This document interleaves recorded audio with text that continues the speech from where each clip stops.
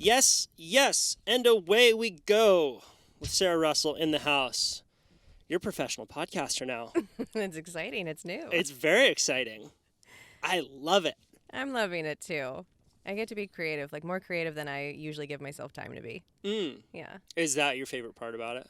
Yeah, that's my favorite part about it. I mean, also doing all the research. Like, I'm a geek through and through. So, doing all the research to line things up in a way that people will appreciate is fun. Yeah.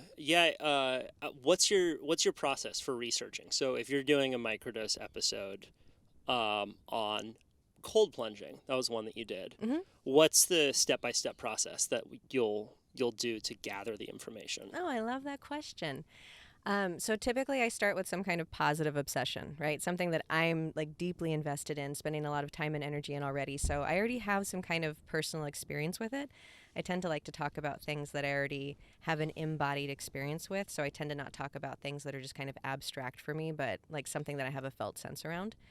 Then I'm like, oh, okay, like, so why is this so beneficial to me in some way? And then I tend to geek out. I read books, I listen to podcasts, I'm reading articles, and then I'm starting to compile all of that information. And when all of a sudden I go, hey, like, I've been on this kick for like 2 weeks, 2 months, 2 years, whatever it is, like, I've been really in this for a while. Then I tend to start going, okay, if I was going to share this with somebody else, like if this was a gift that I wanted to share with somebody else, like, hey, by the way, I found this super cool thing, I think you might like it too. What would be a way that would be like I'm always thinking about it like a 101. Like, what's the 101 version of this? And then I just kind of do like a brain dump where like everything that's super exciting about it, I throw it all down into a Google Doc. And then I start going through and going like, oh, well, this sounds really nice together. Or here's a way that it's a little bit more coherent. And I draft up an outline. And I have this really clear plan for what I'm going to do when I'm talking about the podcast. And then the camera goes on and the mic comes on. And all of a sudden I'm off on all these little tangents that I didn't realize were going to happen. And then the outline is what brings me back. But I like it because it feels very much like an Alice in Wonderland down the rabbit hole. Like I know I'm going down the rabbit hole and I like kind of have some sense of Wonderland now, but also I let myself like check out where the mome raths are hanging out on those little side paths sometimes too. Yeah, the trust in Allah, but tie your camel to the post. It's that. Yeah. It's that. Yeah, yes. you want to do that. The whole, people talk about this in stand-up comedy a lot, where they think, oh, I'm just funny, I'm going to go up there and talk, and then they have their first brain fart and realize, like, holy shit, I need to have a process and a system, and I can divert from that system, but you still need to have that system. Yeah, absolutely. Yeah. That's just, it provides calm in my body too. And I feel like if I'm centered when I'm doing a podcast and the content comes across as enjoyable, whereas if I'm just a little too revved up, then it's a little abrasive for the listener. And so the outline is like part of my centering practice. Like, oh, I know where my North Star is, even if I decide I'm going to wander. Yeah, well, you don't want the thought, I don't know what I'm talking about, yeah, going right. through your mind as you're talking about something, pretending like you don't, like you know what you're talking about. Right. And we all know that friend at the party that just kind of like talks endlessly and doesn't have clear direct. Like I'm not trying to give people that experience, you know, like especially like I did the introvert podcast, right? Like we know our listeners like don't super love that small like chit chat that just like goes on aimlessly, endlessly. So I'm trying to be intentional for people. Yeah. So for something like cold plunging, will you read first? What's your mode of ingesting new information? I usually do first. Like I go, oh, I'm gonna go and do the thing that I'm about to talk about. So like before the cold plunging one, I was cold plunging like normally. Like I'm just doing it on trips when I find like a cold body of water. I'm doing it kind of randomly and I'm like, oh no, I'm going to do the cold showers. I'm going to find the rivers. I'm going to like do all the things. And so I was having the experience of it and I was like, okay, why is this important to me? And then I listened to Andrew Huberman's podcast on cold plunging and I just kind of went through and I was like, oh, here's all the things that I feel like are connecting for me. So often I'll go to other voices that I already trust, that I already know, that I already love, and I'm often listening to those voices. Even if it's their book, I'm listening to it in an audio way. Occasionally I'm reading. Google is wonderful for that kind of stuff, but often I'm listening to something, and it's a voice that I already know. Yeah. You got to do the thing, otherwise you really won't know what you're talking about. Right. Yeah. Cold plunging is the single, like, it's the single thing in my life that I know is best for me that I continue to avoid. Oh, really? You don't do it? No, I'll do it, but I'll avoid it. You avoid it? Yeah, I avoid it. And it's just a weird psychological form of malware. Like, it's whenever I think I'm a logical person, I just need to ask myself why I don't cold plunge every fucking day. Yeah. And I realize, wait, it's because your brain is set up to avoid hard things, which is the plight of our entire, all ills of our society could basically be taken back to avoiding the cold plunge. So what you're telling me is you're not a masochist. I'm not, I'm just, I'm skinny is what it is. I'm skinny. If I had some body fat, I've talked about this with a friend. We were like, do you think you could be a Navy SEAL? And we're like, fuck, it sounds cold. That's the thing we're most afraid of. It sounds cold to be a Navy SEAL. Yeah, well, it is. I'm sure that it is, among other things. Among other things, but mostly it's cold. Okay, so, but you're into breath work. Yeah. And so there's this thing with breath work, right? Where like the first round, like you're just kind of like getting it in your body. Like you're intentionally embracing the discomfort of it. Like, oh, like, you know, like, oh, I'm a little congested, or, oh, like, I don't like the sensation of breathing through my mouth. In the first round, you're like, oh, this is just kind of uncomfortable. And then by the second round, like, you kind of accept it a little bit more, right? You're like, okay, like, I'm doing the thing. I'm going to keep doing the thing. And then there's that magic third round with breath work when all of a sudden, like, you've gone from, like, resistance to acceptance to transcendence. Like, all of a sudden, you're like, oh, and now, like, things are leaving my body, or, like, I'm having some kind of energetic experience, or, like, the breath has gotten easier. I apply that same principle to cold plunging, where I'm like, I'm going to hate it the first time. Like, my whole body's going to be screaming in resistance. And then I make myself do it again. And I'm like, okay, that was a little better that time. And then the third time, I'm like, oh, like, now I can move my limbs. And I can, like, open my eyes and actually see the environment that I'm in. Because it's that third magic round. If you only stick with that, if you only ever do that first one, you just are going to hate it. I've only done 2 rounds of breath work. Why has no one told me this? What the fuck? There's a third round? Third round. I just do it because other people do it, and I want to be cool. I didn't know there were actual benefits to this shit. This is bullshit. Fuck. God. Now, do you know what I do? Do you know what I do when I'm doing cold plunges these days? Huh. Because I am part of the cold plunge crew. We're doing the 90-day challenge. Yes, yeah. me too. Do you know what I do? I think about the Comanches. Oh. Yeah.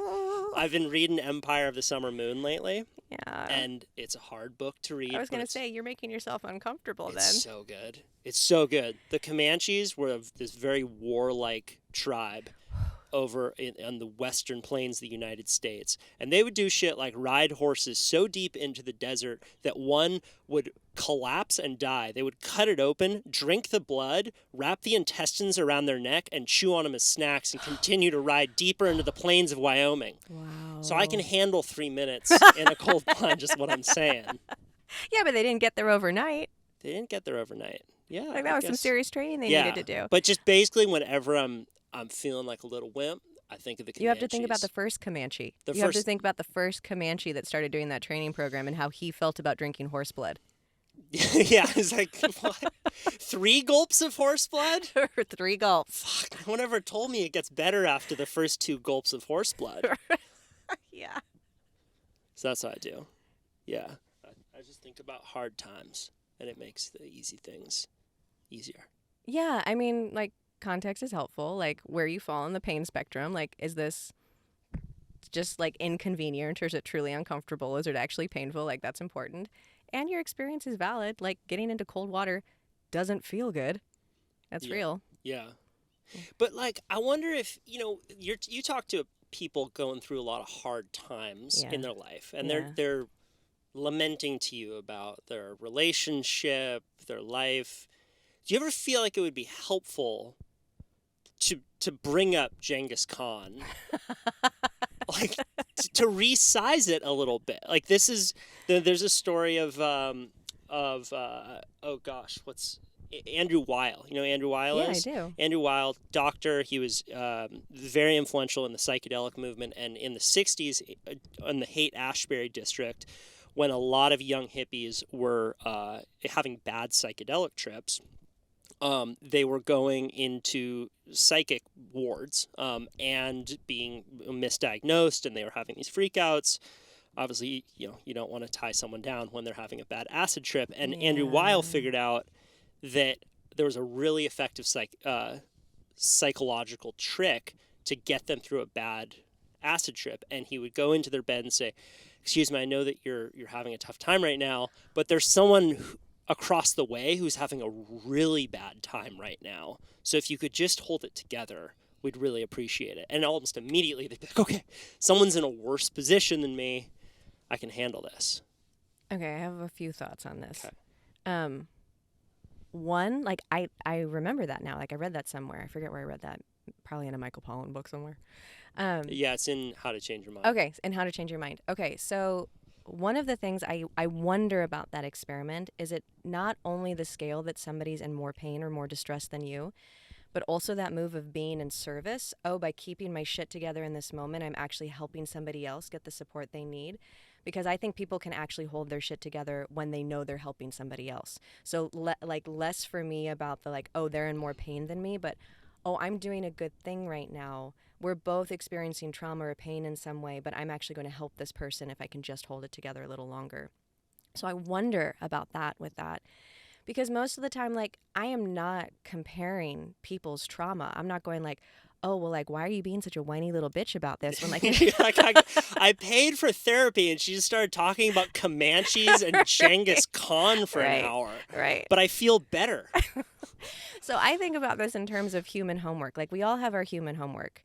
And, like, whatever your trauma is and whatever my trauma is, like, we didn't get to decide that, right? Like, that was something that was given to us, like an unwanted gift. Not a gift at all, like an unwanted trauma.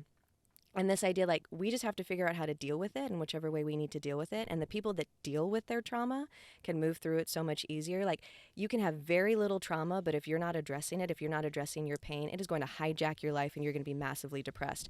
You can have a tremendous amount of trauma, but if you deal with it, like, you're going to be able to move through your life with more ease. And so I am not about, like, who's the biggest loser in the room, who's the biggest victim, and, like, now you, like, quiet your mouth because there's somebody else.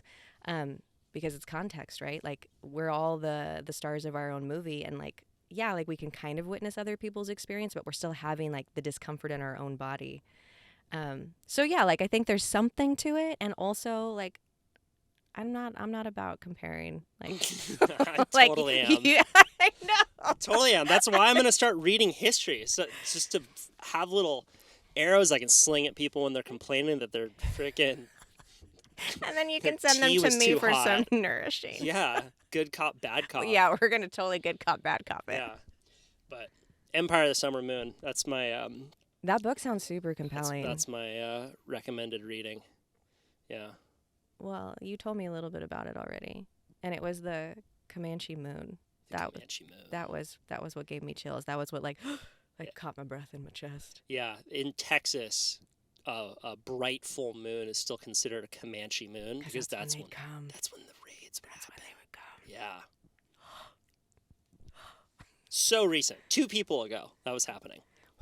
2 people. Yeah. Have you been reading any good books? I'm rereading Atomic Habits right now.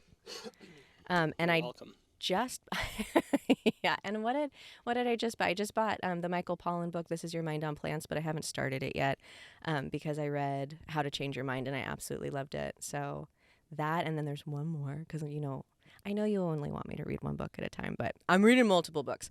And I'm reading Terence McKenna's Food of the Gods for the first time. I've never read it. I haven't read that either. I highly recommend it. Even the way he talks about cannabis, he refers to the cult of the Jolly Green Goddess. And I was like, oh, I didn't even know I was part of a cult. Jolly Green Goddess cult. And this idea that, like, humans evolved along with this plant, along with weed. And we have these cannabinoid receptor sites in our body. And, like, it's this incredibly potent medicine. But I'm sure that's not news to anybody. Like, we know that now. That's cool. Yeah, I've only listened to Terence McKenna. Oh, okay. That dude was not doubting that he didn't know what he was talking about when he was public speaking. Yeah. Even if he didn't know what he was talking about, there's no way he had that self-doubt. Well, it comes across in the book, too. His writing is beautiful. Really? Like, you and I have had this conversation, right? Like, how you talk versus how you write and how there's a distinction. I haven't listened to him, but the way he writes is so compelling. It's beautiful. It's so pleasurable to read. A lot of comments, huh? Yeah. Yep, totally. Yeah. Those pleasurable writers. I know. They just, those rhythmic commas. I really like commas too. Fucking, they're powerful. Yeah. Yeah. Commas Power are of the sexy. pause. Power of the pause. Yeah. That's cool. That's cool. So, yeah, Atomic Habits I read at the heat and height of the pandemic when I was living full time in Starflight out in Montana on my Eat, Pray, Love journey, and I felt that I had no structure in my life, and I was learning to fly fish. Yeah, right. Didn't know how to fly fish. It's a very frustrating sport, so I felt like a total failure. There was a moment on a river in Montana. I've never told this story publicly, but I was learning to fly fish, and it was windy, and I was down for 3 hours, and my line kept getting tangled in a bush, and I started crying. Oh. I started crying because I had no structure in my life. Structure. And your life the was too fly tangled. fishing line was a fucking It was metaphor. a metaphor. You was kept a getting caught in that bush. Big metaphor. Oh. And I went back to my RV, and I didn't know where I was going to go next, but I said I'm going west. That's very romantic. And then I ordered Atomic Habits, and things changed for me. Oh, Yeah. that's a good review right there. Yeah. Testimonial. Yeah, exactly. Then my fly fishing line started going straight. I gotta tell you, I have a similar experience, a little less dramatic, little less of a metaphor. Not really though, because I'm learning how to fish, just like regular fish. Because I think I've talked to you about this. I'm like, oh, if I'm gonna eat meat, I really need to be catching it and killing it myself. Like, not exclusively, but I at least need to be part of the cycle of life and death. And so I was learning how to fish, and I kept casting my line, and same thing. Got all snarled, tangled up in a bush. And I had been fixing my line and fixing my line and fixing my line, and this time it was just a hot mess. I was like, oh, I just don't see how I'm going to fix this thing. And I didn't cry because I don't tend to go to sadness. I tend to go to rage. So I dropped my fishing pole down in the sand, got sand all in the gears, and I stormed off all by myself. And I just left it there. And then I walked back to it, and I calmed down a little bit. And I got a knife, and I have a fear. I had a fear of knives, so like me even picking up a knife is a big deal. I was like, okay, I'm gonna do this. You're like, I'm in a rageful mood with a knife, with Yeah. a knife, full of resentment. So I cut the line, and I start stringing it through my fishing pole again. And I have this friend, another lovely Kyle, who is super environmentally friendly. And so he's teaching me how to tie all these loops so that like when you cut the line, you can reuse a bunch of the fishing line, so it's not just getting dumped into wherever. And so I retied all of the lines. I put the swivels back on. I put the bobber back on. I put the hook back on. And it was the first time I'd completely done it all by myself. And at the end of it, like the level of pleasure and satisfaction in my body, I was like, I just fixed my fishing pole all by myself. So like super satisfying, but Yeah, fly fishing and just regular fishing is one of the. It's almost like Tai Chi, or you're It like, is. what's going on here? And then you do it, and you think, oh, I see this. Uh-huh. Yeah, it takes some time though. you have to do it to get it though. Like Yeah. you can't just watch it. Like It's you not actually like have to do it. jujitsu where you're like, that looks fucking sick. No, Like from the not. outside, I get it. Totally. Which is why jujitsu or like UFC is such a commercially successful product, because Yeah. you don't really need to understand it Yeah, to still be entertained by it. totally. Not the same with fly fishing. I love that analogy so much. Yeah. Not a lot of young men looking at fly fishing tournaments on a Friday night. Totally. Should be. Should be. Yeah. It'll change your life. That and Atomic Yeah, Habits. look at that fucking cast. Yeah. I love a good cast. I love a fucking love good a good cast. cast. Yeah. I'm living in California. You should be fishing. Or you should try fishing. It's a very easy way to engage with the natural world in a pretty awesome way. I agree. And then you have the whole experience of filleting the fish, inviting friends over. It makes meals so much better. Yeah. You have a story attached to it. I mean, you just made a meal so much better for me recently because of a different kind of fishing that you do. Yeah. But like, that was amazing. Yeah, that's the real fishing. I know. Like, I'm too much of a baby bitch. That's never going to happen for me. I have to stay friends with you forever so I have access to that because it ain't happening for me personally. I know. I wasn't going to bring it up, but now that you brought it up, yeah. I've been spearfishing a bit. I've been dabbling. It's not a big deal. Excuse me? I dive deep underwater on one breath and shoot live animals. With And what now?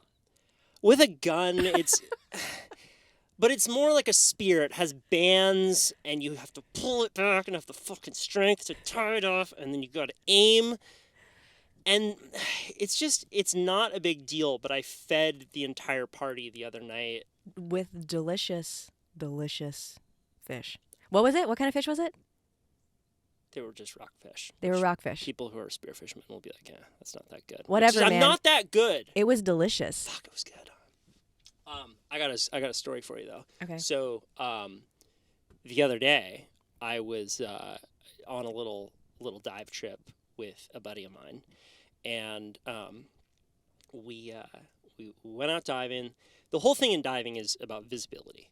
So it's all about what you can see, right? And sometimes it feels like you're in a freaking sandstorm because of a confluence of influences. It could be the swell is up, so there's a lot of sediment running around, or sediment kind of dusting around underwater.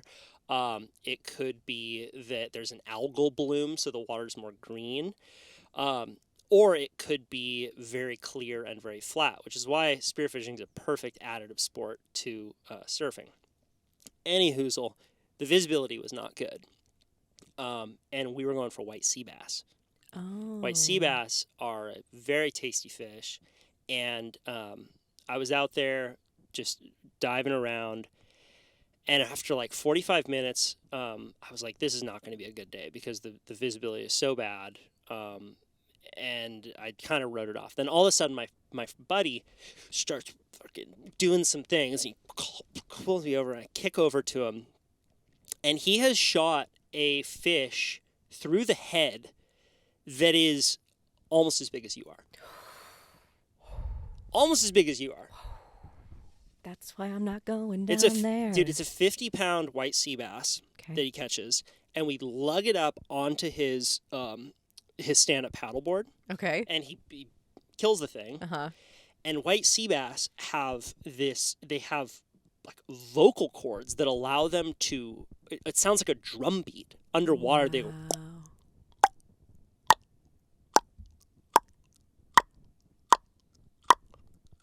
And we put our ear to the white sea bass's belly.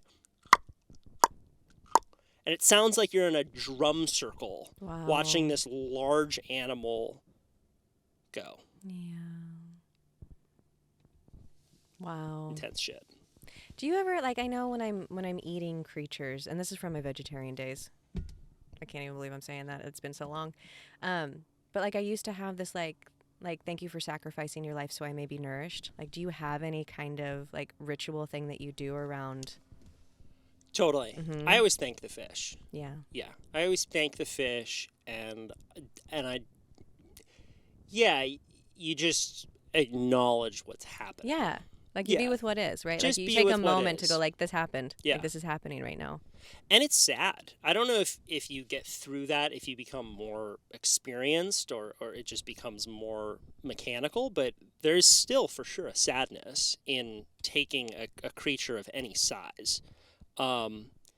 We certainly identify with larger creatures more, so it becomes sadder for humans. Mm-hmm. There's actually a book that I've been wanting to read for a while now called Some We Love, Some We Hate. It's like Some We Love, Some We Hate, Some We Eat. Oh, interesting. And it's all about humans' relationships Yeah. to different animals.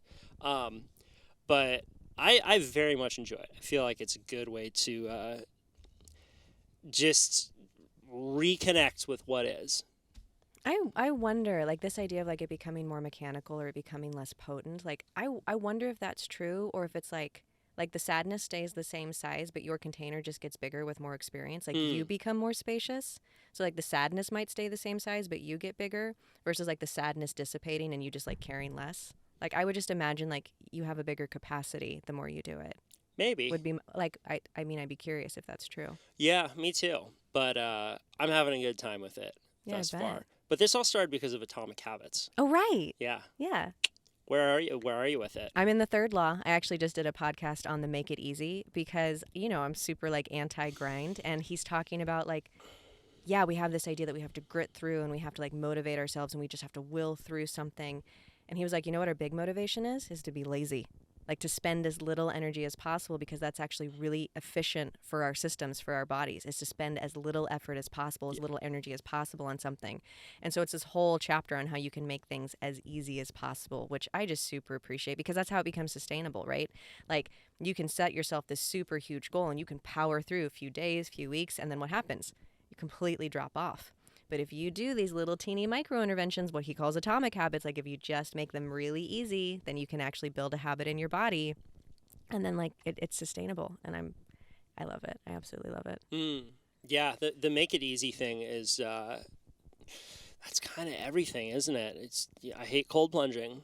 I'm gonna have to put a cold plunge next to my bed, so when I'm like, I forgot, it's still there, but now I'm in. There used to be this thing in the 90s. It was like on some like talk show in the morning when my mom would be driving me to school, and it was called the Ice Water Wake Up. I don't know if you ever heard of that. No. But they would like get a bucket of ice water and then they would go and dump it on somebody when they were in their bed. And it was like supposed to be this huge prank that was so funny. And just like little girl me was like, that sounds awful. But you need an ice water wake That's up. mean.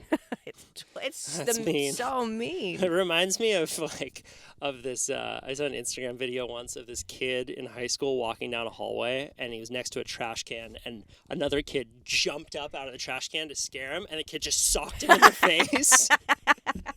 Yeah, like that. Because you could do that if like someone that. dumps a bucket of ice water on you. Oh yeah, no game on. Yeah.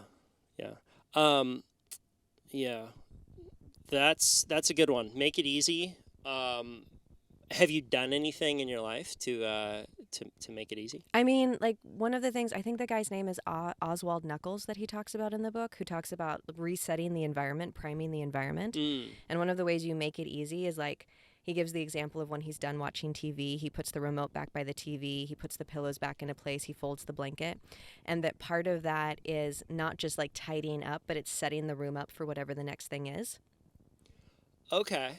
So that like that room is ready to go. So like you don't have a bunch of like these little tasks that you need to do.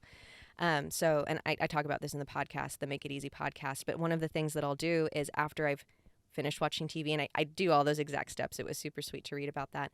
I'll grab my kettlebell and I'll put it next to the TV because I have this guilty pleasure where I like to watch anime when I'm kettlebelling. So weird. I'm such a geek, You're like just through weird. and through. You're so weird. And like I have this guilty pleasure where I like to kettlebell while I watch anime. Totally. Oh, thank you. That you just made me sound more interesting. Yeah. The real kicker to that is that you say it's a guilty pleasure. I love it. And I'm definitely like team sub versus team dub. So I like watch the subtitles so I can still hear it in the Japanese.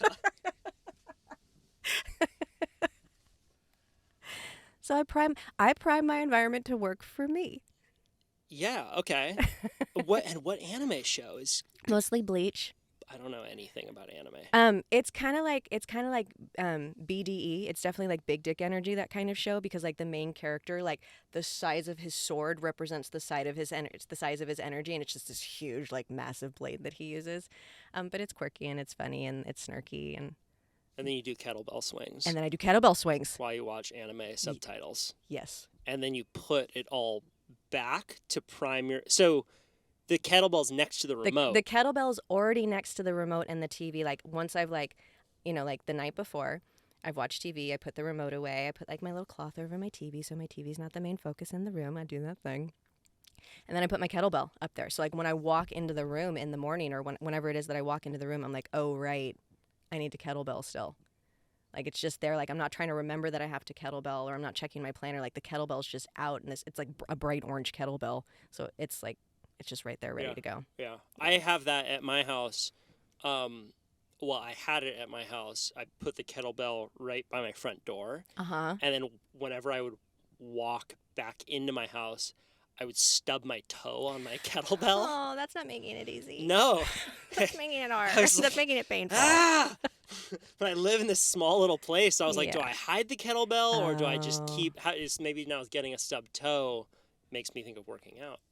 I don't like that. Yeah. You got to help me rearrange my environment. Okay. I do this a lot. I get like 80% of the way there. And then I'm like, that's not exactly what it is, but I'm on to the next thing now. That's that dropping out of change. That's that idea of like, okay, like you have a shovel. The shovel is the new habit, right? Yeah. Like whatever the tool is, you've got the shovel. And you need to dig 1 6-foot hole. And so you go, okay, I'm going to dig that hole. And you dig 3 feet down and you go, well, I don't know if this is actually working or I'm most of the way there. And then you go start digging another 3-foot hole. And you only need 1 6-foot hole. Bro, I have so many 3-foot holes. Right. I'm like fucking 0 from holes. Right. If 0 couldn't dig a 6-foot hole. Keep going. You got all the way through the ticker tape, all the way through to 100%. That's how it gets embodied. I'm not hating on you right now. No, I'm hating on myself. This is a psycho-spiritual awakening for me right now. I have 3-foot holes everywhere. You have 3-foot holes everywhere. What if I just decide that I want to make a 3-foot hole? Then it's a win. I mean, like, that's a beautiful reframe. That's my reframe. That's a reframe. Yeah, that's fine. You just upgraded your cosmology rather than changing your habit. So many sayings. There's so many sayings. Yeah. Well, I'll tell you what I think. I think that the biggest impediment to the 6-foot hole is the phone. For me, I'm addicted, and then it just like it Can we just say like the biggest impediment to like life in general is the phone? Like life in general. Like a quality sleep, and like uninterrupted meals, having quality time with your significant other, establishing a new habit, having a life of adventure. And again, like James Clear talks about this, like why it's in the make it easy. The phone's easy. You need no motivation, you need no effort in order to scroll. It's super low energy output. That's why it's one of the reasons it's so compelling. Yeah. I'm gonna get a fucking 6-foot shovel and throw my phone away after this podcast. I'm ready. I'm ready for it. Yeah. The phones are. Well, and I'll tell you. So this brings me to the next thing I want to talk to you about. I'm not drinking for a year. I know. I really want to join you. I know. It's good. It's so good. 3-foot holes over there. I know. When you said 1 year no beer, I was like, I can do 1 year no beer. I don't drink a lot of beer. And then I was like, oh, it's all alcohol. It's all alcohol. I'm looking forward to it. We have a little group chat going. You're not part of the group chat. I joined the cold plunge one. I haven't joined the. You're not allowed. I feel like a faker in the no beer group. Yeah, you can't do that. I was like literally looking at the app while I had like a beer in my hand. I was like, this isn't right. Yeah. Yeah. It's cool. People are because I do think that's one of those like upward spiral things, right? People start, you don't drink, and and it goes back to atomic habits, right? It's like you do one small habit that leads to all these other changes. Yeah. But I'm digging it. I'm super looking forward to doing the year. And the craziest thing for me is that committing to a year of no alcohol just removes the decision. Yeah, absolutely. Yep. Make it easy. Make it easy. You're not having to wrestle with it every time you go out with your friends or you're sitting down to a social event. Like you just know. Like that's less energy if you already know what you're going to do. Yeah. Yeah, that's brilliant. How, when you're talking with clients, do you often talk with them about alcohol habits? Yeah, it depends. So people absolutely come through my door to talk about addiction for sure. So if we're talking about like alcohol, like the abuse of alcohol versus just the casual use of alcohol, like those are different conversations. But I'm not about telling people what they should or should not be doing with their lives. I'm like really curious what the goal is. So when people talk to me about alcohol, I'm like, well, what do you want your relationship with alcohol to be? Like what is alcohol keeping you from doing? Like, what's the person that you wish you were if you weren't engaging with alcohol in this way? So I really want to get all those answers first before I start giving like the, oh yeah, it's fine if you drink, or no, you should abstain. Within my particular coaching, it's not an AA, although like AA like serves a really great function out in the world. It's not like an all or nothing. Like you either like are totally fine drinking alcohol or you should never have it at all. Like I'm constantly trying to like titrate, like what's the right relationship for you with this substance. And Terence McKenna talks like in Food of the Gods, clearly big fan of mushrooms, clearly a big fan of marijuana, and hates alcohol, like hates hard on alcohol, especially hard alcohol and all the distillation that it goes through. And I got to tell you, like, it did give me a moment's pause where I'm like, yeah, I don't know how natural or functional this substance is, especially in our wired and tired culture where so often we're using alcohol as a way to dissociate in some way. But again, like, that's my personal journey with alcohol. And I'm always asking a lot of questions about, like, what is the person in the room with me? Like, what do they want most? How does Terence McKenna write about alcohol? I mean, basically as if it's this subpar psychedelic experience where he's like, okay, like, we have this, like, incredible, like, you know, like this idea that the mycelium of the mushrooms connects all of the earth consciousness. And then when you're on mushrooms, you feel all this love and, like, super, like, open-hearted, and you have, like, all of these, like he argues, obviously, with the stoned ape theory, that it's what expanded our minds, that it's what allowed us to be the creative, connected creatures that we are, like, that it's because of the substance of mushrooms. And then because it does, like, it stops the individuation, right? Like, we're not in hyper individualism anymore. Like, we're in this community connected culture, and dominator culture, he says, hated that shit. He, like, wanted to shut it down. And so then, like, alcohol became the poor substitute for, like, this cosmic consciousness. We're all one. We're all in this together. Mind expansive, you know. And Malcolm Gladwell talks about this, that alcohol creates this myopia, whereas psychedelics create this expansion, right? Gladwell isn't talking about psychedelics doing the expansion, but he talks about the myopia of alcohol. It narrows what you're capable of. It narrows how you see yourself. It narrows the choices you can make. And Terence McKenna is definitely on that, like, yeah, why the hell would you ever do that when you could be smoking marijuana or consuming mushrooms and having, like, this other beautiful altered experience? So he hates on it pretty hard. When does Gladwell write about alcohol? It's really interesting. This is kind of like a little bit of a content warning here. It's in Talking to Strangers, and it's within like sexual assault cases. It, like, one of the things that he comes up is this idea of like how can you still consent once alcohol is involved, because alcohol creates this kind of myopia, and we're already kind of bad at reading each other. Like, we're telling all these stories and making assumptions, and then alcohol makes us so myopic that it's really hard for us to tell what the other person wants, to read their signals accurately.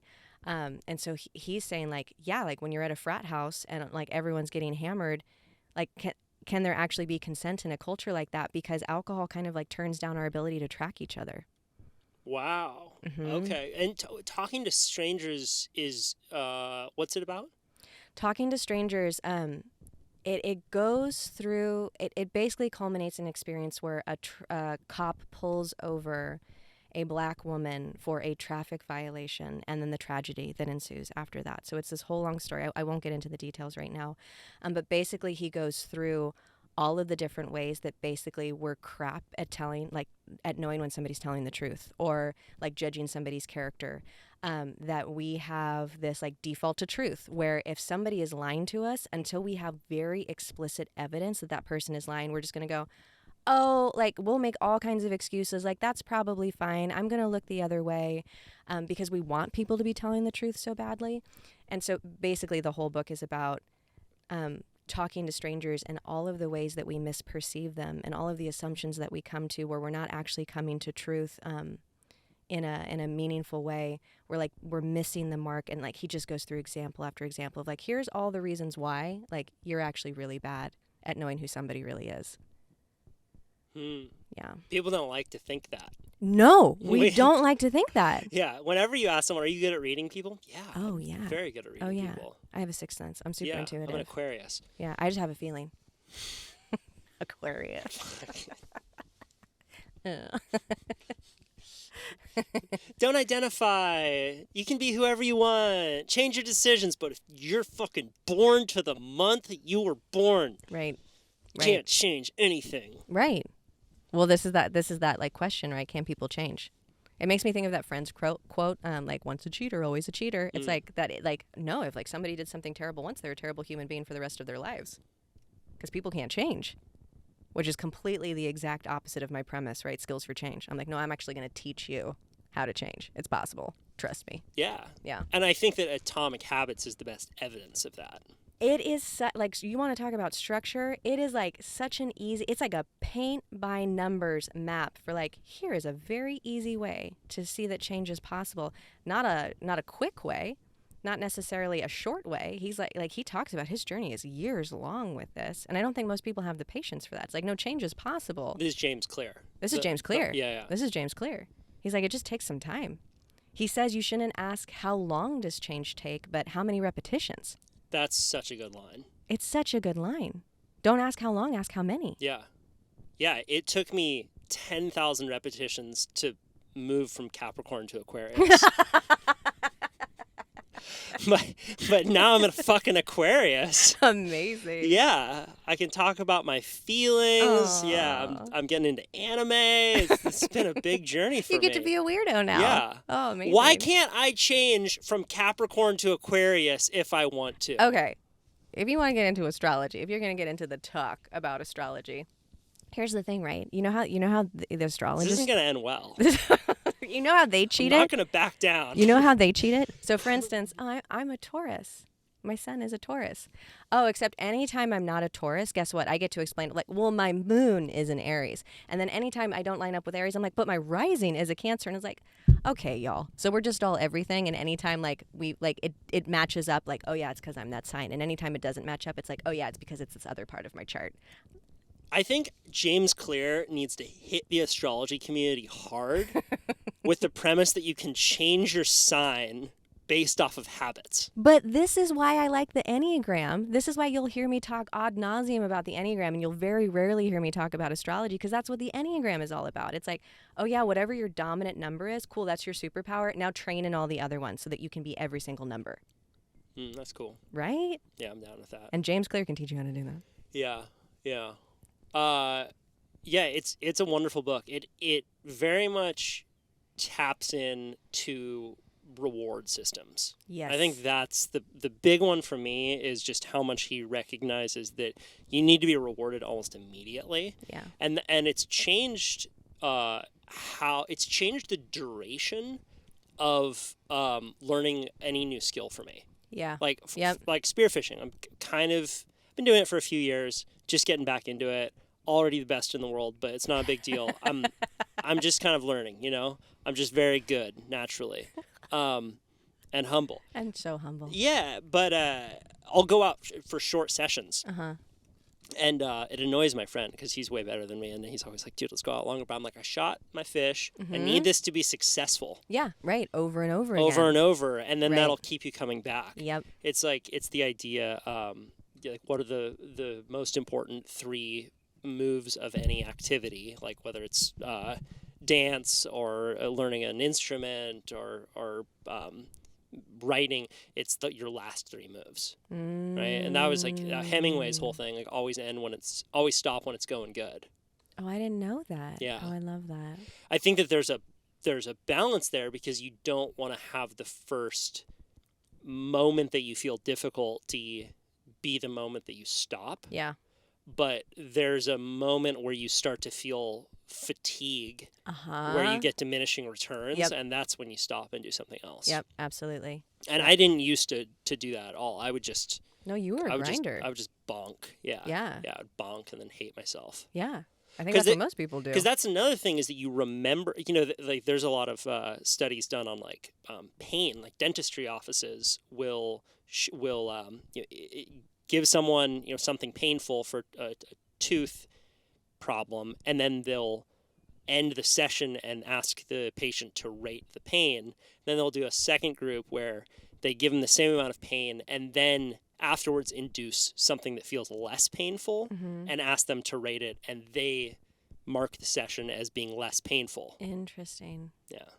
You're only as good as your last move. It's just because we have horrible memories. Totally. Yeah. But exploit it. Yeah. Biohack that. Biohacking that shit. This is so fun. This is going to be great. East Forest. Don't know about it. You don't know about I like kind of, sort of. I was told that maybe kind of emancipator vibes. Kind of emancipator vibes. But I haven't actually heard anything. Emancipator is probably less mellow. Okay. East Forest has a lot of he incorporates a lot of recorded conversation into his music. Oh, fun. So before Ram Dass died, he did a series of interviews with Ram Dass and then incorporated the teachings behind this like ethereal looping, and he had grand piano, Fender Rhodes keyboard. That sounds amazing. Super skilled, but very mellow.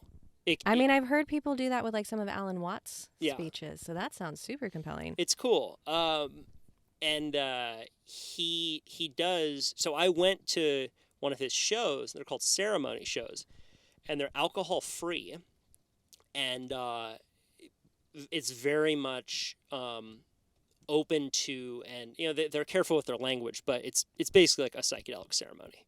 Amazing. So you walk in, and the show is at the center. The stage is at the center of the room, and there are these yoga mats, like 300 yoga mats splayed out like sunflower petals. And there's projections from this group called Numinous that are mapping these abstract galaxies across the walls. And there are eye masks. So you lay down, and a lot of people take psilocybin, and he leads people through this psycho-spiritual concert with voices from various luminaries. Wow. It's pretty cool. That sounds amazing. Yeah. Well, I know what I'm listening to after we're done with this. Interesting dude. Yeah. The last Macrodose episode is with him. Okay, I'll listen to that. But it was just a reminder that, like, man, I don't think you could do this even just a few years ago. Right. And in the interview I did with him, he was like, when I started doing music for ceremonies, people thought it was weird. Companies wouldn't get near it. And now there's this whole subculture of people who are like, sweet, I want to go get a mocktail and lay down for 3 hours and go to a very mellow concert. That's so dreamy. Yeah, it's fun. I like that. There was, psychedelics have always been a very big part of music, from Beatles, Hendrix, the Icaros and ayahuasca ceremonies. But as far as Western culture and psychedelics and music go, there's usually not a lot of thought put into set and setting. So what was interesting about this is just how contained the environment was for a concert. I think what's really interesting too is not only I think about set and setting so often on an individual level, or even if you have a sitter or a guide with you, like maybe it's a +1 experience, like you plus somebody else. But being able to have what sounds like a large event with such an intentional set and setting, where it's not just kind of like, oh, you're going to a music festival and like with your crew you have a set and setting, but like the wider community is like they're all doing their own thing. But to have everybody like in this kind of communal space, like all having the same intention and all having the same motivation, like I imagine that's particularly potent, like really powerful. Yeah. I didn't do mushrooms, so I was a little bored. Oh, I'm sorry. I wasn't bored. I forgot my mushrooms. I just wanted mushrooms the whole time. At the risk of this sounding slightly unhealthy, I'm just going to say, like, mushrooms always make it more interesting. Certainly make it more interesting. Always make it more interesting. Yeah. Life is great. I love my life. Pleasure activist through and through. Love my life. Pleasure activist. Like, absolutely seeking pleasure. Your fucking sayings. I didn't make that one up. I'm a pleasure activist. That's an Adrienne Marie Brown. I like that a lot. Pleasure activist. I'm down with that. Yeah, like the revolution is going to be through pleasure, not through pain. Like, we got to make it fun. Yeah. But yeah, like, mushrooms put that shine on the world. Yeah. Do you do you take mushrooms consistently, or is it more of like a do you go through phases? Well, I had my mud mushrooms this morning. I tend to not disclose how much I'm doing and what I'm doing and when I'm doing it in general. But if I was going to speak hypothetically about this, what I have heard through the grapevine is that in general, if you like a more psychedelic hallucinatory experience, that spacing out your experience is actually a really good thing, because then you still get to have all the visualizations and like that kind of like, like the cosmos start talking to you. So that's more like a 3-month break in between, although I know that 3-month break is recommended more for like MDMA, so that you can maintain like that, like, like everyone says like that first hit of MDMA, there's nothing like it. but you can get close if you space it out, if you don't do it more than every 3 months. And like these are issues, right? But like if you're going to microdose with psilocybin, like that's a completely different experience, right? Like that's to like to treat anxiety or that's to treat depression. And they have the different models, right? Like one is like the day on, day off, 2 days off, day on. So like there are the different models for that. But I think it's like the magic of magic mushrooms, right? Is we get to create our experience with them. Like, do I want to go and talk to the cosmos and feel the heartbeat of the earth? Like, I'm going to take a different dose at a certain level of frequency than somebody that's trying to manage anxiety in their lives. So it's not a one size fits all with them, right? Yeah. Yeah. What I got from that story was that I learned something recently. I think everyone should know, which is that the term magic mushrooms was invented by a copywriter. Really? Someone who was coming up with headlines for the article that Gordon Wasson wrote. Gordon Wasson, right? And Maria Sabina. Magic mushrooms. Just one little term that makes its way into culture. Yeah. I wonder about that. Like, how much do those little terms that someone just thought of, like, just that the guy probably just wrote it, like, threw it away like a tissue paper, and didn't know that it was like a. You don't think he was like, that was a good one? I hope he did. I was like, this is going to be here long after I'm gone. Like, I nailed that one. Yeah. Yeah. Yeah. I wonder about that. Like, 100 years from now, are people going to be like, she said pleasure activist? Yeah. And now everyone's a pleasure activist. A world where everyone's a pleasure activist? Yeah. But just those little sayings. Like, that's, Chris Rock gave us the friend zone. No, really? I didn't know that's where that came from. Yeah, he gave us the friend zone. Can I share my favorite new? Sure. Okay, so you know FOMO? Yeah. Fear of missing out? Do you know JOMO? No. The joy of missing out? Oh. I just learned that good. One. That's good for a witch like you. For a witch like me. Yeah. I stayed home in bed. Yeah. I feel great about it. JOMO. Hashtag JOMO. Hashtag JOMO. That's good. That's good. Yeah. Are you, we've talked about this before, but you're working hard right now. I am. And you're liking working hard right now. I love it. I got you to work. Real hard. Yeah. Like, a lot. You're going to become a capitalist very soon. Post-capitalist. Post-capitalist. Post-capitalist at best. That's my whole play here. No! Yeah, you don't see what's happening to you. No! Yeah. I love money. What happened? Yeah. I love this grinding. This is a Trojan horse. I can't wait to work. Yeah. What happened? I thought I was going to be Jimmy Buffett. Yeah, and now you're just going to shift all of your value into grinding. God, but like I'm hoping that the level of my grind is so excessive that it's still something subversive. Do you know what I am? I'm the Joker and you're Harvey Dent. I'm Harvey Dent. I really was hoping I was going to be Harley in that moment. No, you're Harvey Dent, and I'm trying to morally corrupt you. Oh, okay. That was what the Joker did, because Harvey Dent was this very ethical white knight, and he becomes Two-Face, right? And he becomes Two-Face. Yeah. Just to let you know, that's what's going down. What are you trying to do to me? Yeah. No, but seriously, you're. Speaking of capitalist, Batman's a capitalist. Is he? Yeah, for sure. You haven't seen that meme around Instagram where it's like Mr. Freeze and he's trying to like cool the planet, and Poison Ivy and she's trying to make the plants grow, and we're like supposed to be rooting for the billionaire that's funny. Vigilante. That's They're funny. Like, That's really funny. Yeah. I like that. Yeah. How's it going? What have you noticed in like the shift in the amount that you're writing and podcasting now? I mean, it like, you know me, like I am not about moderation. I am an all or nothing. Like I want to push yang so far that it turns into yin. I want to push yin so far that it turns into yang. Like I'm constantly like stretching those polarities. I taught a Qigong class one time. It was one of the first Qigong classes I taught. And a fellow dancer was like, so you took them through meditative flows? And I was like, yes, I did. And he was like, did you make them lunge a lot first and plank? And I was like, yes, I did. Because it's like this, like, work your body so hard, sweat, like feel the muscle burn, and then flow and be gentle and enter into the meditative space. And I feel like like the moment before the podcasting and the moment before the writing was like that calm before the storm where like all the energy was just gathering, and now it's like full tsunami. It's like now I wake up and I'm like, what am I going to talk about? What am I going to write about? And I'm like interacting with people and I'm like in conversations and I'm like, oh, like maybe I should talk about that on the podcast. It has absolutely become my positive obsession. And here's the thing, right? Like, I talked recently about resiliency practices, and one of the resiliency practices, like the ability to be able to bounce back from adversity, is having a creative outlet. And this is my creative outlet right now. So for so long it was dance. For like over a decade it was dance.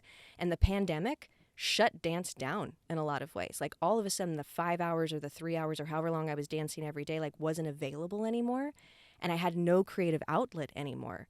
And podcasting and writing has absolutely filled the void that was created from like dance disappearing in some way in my life. Like I still dance, but it's not like it was. Like this is the creative expression now. Positive obsession. Positive obsession. I like that. I like Yeah. that so much. You know, the Comanches had no problem just drinking horse blood and riding deep into the Wyoming plains. And I think that there's this, humans are so goddamn adaptable, Yes. right? We're so Yes. adaptable. And the same thing happens with creative work. Like, the best creatives in the world are the ones who produce the most volume. This is back to James Clear. Quantity over quality, which is super counterintuitive. Like just doing it a lot. Doing it a lot. I don't know if you remember that example, but he talks about there's a professor and he has photography students in his class, and he divides the class into two. So there's A group and there's B group. And A group, he's like, if you produce 100 photographs, you'll get an A. 90 photographs will get you a B, and so on and so forth. B group, it was just quality. All you need is one photograph and it needs to be perfect. And guess what? By the end of the session, by the end of the semester, the quantity group was producing these incredible works of art. The quality group, like one mediocre photo, because they didn't like do it and do it over, like that repetition and like metaphorically, like going for the long ride. Like I'm just going to be writing this for a while. Yeah. Like that's actually what produces art and creativity. And Yeah. And it also gives you, it makes you more inured to criticism, yeah, right? Because if you only produce one and then you get a hateful comment, it's not resized correctly. But if you're constantly producing shit and just continuing to move through in that game of volume, A, you're going to get better, but B, you're going to be more well-balanced. I agree with that. And I also think that you're going to hear criticism more if you're producing more, which means you're also building like resiliency in your body to the repetition of like if you just hear like you make one thing and you hear like a bunch of criticism about that one thing, that's the only experience you have. But if you're like, oh man, I get criticized all the time, like I'm just going to make the next thing, like you start building a resilience to criticism as well. Yeah. And like not taking it personally. And like you and I like share this, right? Like criticism is like, it's like fuel for creativity. We're like, please tell me how I can do this better. Please tell me how I can grow. Like we're so committed to growth. Right. And I think that that's also the point of, people always think like, oh, don't listen to the haters. But some of them you should. And if you can have it resized in your mind where you know that feedback is valuable, but you're not going to let it crush you. Yeah. It can make you better. Totally. Take what you need and leave the rest. Take what's valuable from that criticism. Like leave. You don't need the hate. But there may be like a kernel of truth in some of the criticism, and like this ability to pivot quickly and go, oh, like, yeah, let me adapt. Yeah. Let me integrate that. Let me see. That's a superpower. Yeah. Yeah. It's how you get good. And then you start building that habit, and then you'll realize one day very soon, if you haven't already, that you start creating before you've consciously even made the decision that you want to create. Oh, I like that. Because it's a habit. And it's a fucking habit. And you're like, creation wait, becomes a habit. I'm like legitimately just reading a book right now out of habit. Yeah. Yep. The second you realize that you picked up a book and started reading before making that decision to do so, you are on the right track. I love that. Yeah. I love that. Yeah. Yeah. No, you're a freaking psychopath in the best way possible. And I was like, we just need to put you put you in the on the right path, and I think that different people have different just appetites, and I think you have a very big Ravenous appetite, and it just creates this upward spiral that allows you to create more good art in the world. Well, thanks for pointing me in a direction. Yeah, it was easy. Super appreciate it. Super easy. Last book recommendation before we get off, because this is kind of right in the same line, is speed reading. Did I tell you about this book? You did tell me a little bit about Speed reading, it. How to read 200 pages in an hour. Yeah, wow. I still can't do it, but it's it's kind of right along the lines of how to ingest a concept. I think that that's really the biggest thing that I'm learning from this, is that often we will think about the details of something, or we'll start reading and then we'll get lost. But just how to that's why at the beginning of this podcast I asked, like, how do you learn? One thing I've changed since reading this book is to spend 20 minutes with it before you start reading, and you read the prologue, read the back, flip through different visuals. So there's a term called thieves, and I'm going to see if I can remember the acronym. So it's title, headings, introduction, every word in bold, visual aids. I can't remember the E. I can't remember the S. Why did I say that? Damn it. But read Epilogue? I'm guessing. It's not epilogue. No, it's anyway. That was a shitty way to end. But Cliffhanger. Read speed reading. I love that. It's good. Yeah. Yeah, it's good, great. and it'll allow you to ingest these concepts with Side note, when I was in high school, and like we had this Thursday morning English class where there was like a list of books, and we could choose, like they were all centered around a topic, and we could choose from the list of books.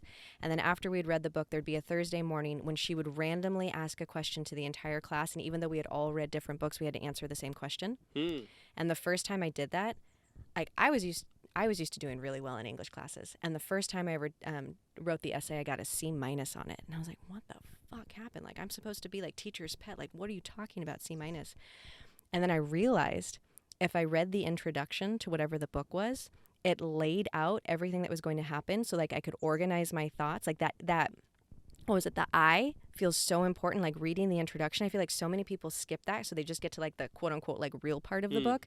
But that introduction, like every time I'd read one of those introductions, got an A every time on one of those essays, because it lays it out so nicely.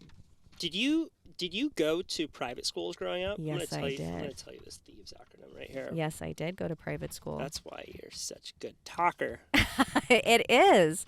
Like little second grader me had to get up and talk about the daffodils tossing their head in sprightly dance as I recited poetry to my class. And I loved it. Title, heading, introduction, every word in bold, visual aid, end of chapter questions, and summary, conclusion. That's thieves. And you could start reading a book. Every book, before you start reading, read the title, read the headings, read the introduction, read every word in bold, look at visual aids, check out end of chapter questions, look at the summary or conclusion.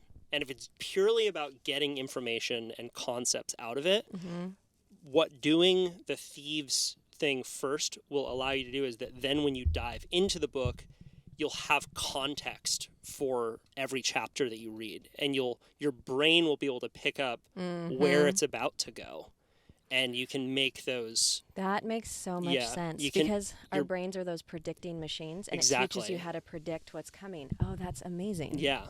So you do this, and it allows your brain to predict what's coming with more accuracy.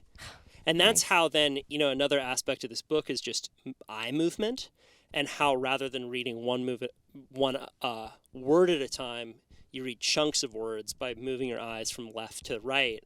And if your brain is already predicting what comes next, it can allow you to ingest that concept with greater accuracy. I started doing that chunking fairly young. Like, it's something that's pretty natural for me now. Again, that became a habit. Like, I can't even, like, it's so helpful to chunk.